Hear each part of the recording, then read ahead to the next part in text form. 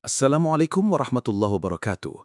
Saudaraku yang dirahmati Allah, kali ini disampaikan penjelasan mengenai surah At-Takhabun ayat pertama tentang seluruh langit dan bumi bertasbih kepada Allah. Dengan merujuk pada penafsiran ulama klasik dan kontemporer, serta dilengkapi contoh dalam kehidupan nyata agar makin mudah memahami makna dari segala yang di langit dan di bumi bertasbih kepada Allah. Bunyi ayat. Yusabbihu lillahi ma fis samawati wa ma fil ardi lahul mulku wa lahul hamdu wa huwa ala kulli syai'in qadir. Bertasbih kepada Allah segala yang ada di langit dan yang ada di bumi, miliknya lah kerajaan dan baginya segala puji, dan dia maha kuasa atas segala sesuatu. Al-Quran Surah At-Takhabun ayat 1. Makna umum ayat Surah At-Takhabun ayat 1 adalah, ayat ini membuka Surah At-Takhabun dengan sebuah penggambaran keagungan Allah yang sempurna, disertai pujian dari seluruh alam semesta. Ayat ini mengingatkan kita bahwa seluruh ciptaan Allah dari langit yang tinggi hingga tanah di bawah kaki, semuanya dalam keadaan bertaubat, memuji, menyucikan, dan tunduk kepadanya. 1. Apa yang dimaksud dengan segala yang di langit dan di bumi? Kalimat ini mencakup makhluk hidup, malaikat, jin, manusia, hewan, tumbuhan, makhluk tak bernyawa, bintang, planet, batu, air, angin, cahaya, dan lain-lain. Semua ini adalah bagian dari ciptaan yang tunduk dan taat kepada hukum dan kehendak Allah. Mereka tidak keluar dari sistem yang Allah tetapkan. Inilah bentuk tasbih secara perbuatan atau fi'li.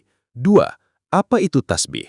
Secara bahasa, tasbih atau tasbih berasal dari akar kata atau SBH yang artinya menyucikan dari segala kekurangan. Secara istilah, tasbih adalah pengakuan akan kesucian dan kesempurnaan Allah dari segala cacat, kelemahan, dan kekurangan. Misalnya, Subhanallah, Maha Suci Allah. 3. Bagaimana cara makhluk bertasbih? A. Dengan lisan atau ucapan, seperti manusia dan malaikat yang menyebutkan zikir. Para malaikat bertasbih dengan memuji Tuhan mereka dan memohonkan ampunan bagi orang-orang yang beriman. Al-Quran Surah Ghafir ayat 7. B. Dengan keadaan dan kepatuhan. Benda mati seperti matahari, gunung, lautan, semua bertasbih dengan tunduk kepada hukum Allah. Contohnya, matahari terbit dan tenggelam tepat waktu, air mengalir dari tempat tinggi ke rendah, bumi berputar tanpa berhenti, semua itu adalah bentuk ketaatan mutlak dan tasbih dalam bentuk perbuatan. 4. Penafsiran para ulama. Dalam tafsir Ibnu Katsir, semua makhluk bertasbih kepada Allah dengan cara yang sesuai dengan tabiat dan keadaan mereka, baik yang bisa kita dengar maupun yang tidak. Dalam tafsir Al-Qurtubi, tasbih ini adalah bukti bahwa segala ciptaan mengakui keagungan dan kekuasaan Allah dan menunjukkan keteraturan sistem yang tidak mungkin ada tanpa Tuhan yang maha bijaksana. Menurut Imam Fakhruddin Ar-Razi, ketika engkau melihat seekor burung yang mengepakkan sayapnya dengan indah dan terbang mengikuti arah angin, atau engkau melihat ombak laut yang bergulung dengan ritme alam, maka ketahuilah, itu semua sedang bertasbih kepada Allah, walaupun engkau tidak memahaminya. 5. Dalil Al-Quran yang mendukung. Dalam surah 17 Al-Isra, ayat 44, Allah Subhanahu wa Ta'ala berfirman, "Wa in min syai'in illa yusabbihu bihamdihi walakin la tafqahuna tasbihahum." Dan tidak ada suatu pun melainkan bertasbih dengan memujinya, tetapi kamu tidak mengerti tasbih mereka.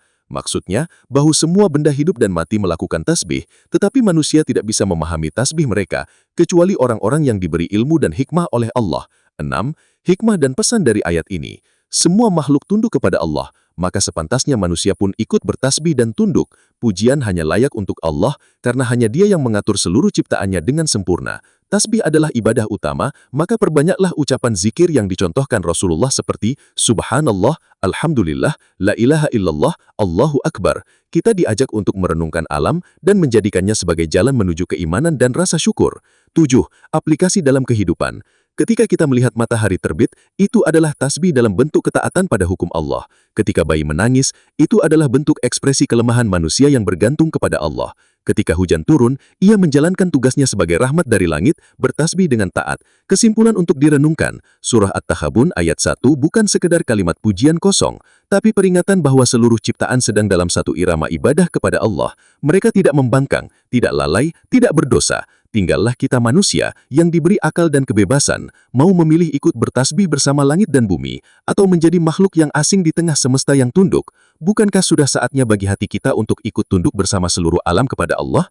Untuk bisa bertasbih kepada Allah dengan tasbih yang diterima oleh Allah dan memberikan dampak kepada diri seseorang, maka manusia harus selalu berusaha mensucikan diri dengan selalu memohon ampunan Allah dan berusaha dengan sungguh-sungguh menjauhi segala dosa dan ajakan syaitan dan hawa nafsu yang akan menutup terang dan ketajaman mata hati seseorang.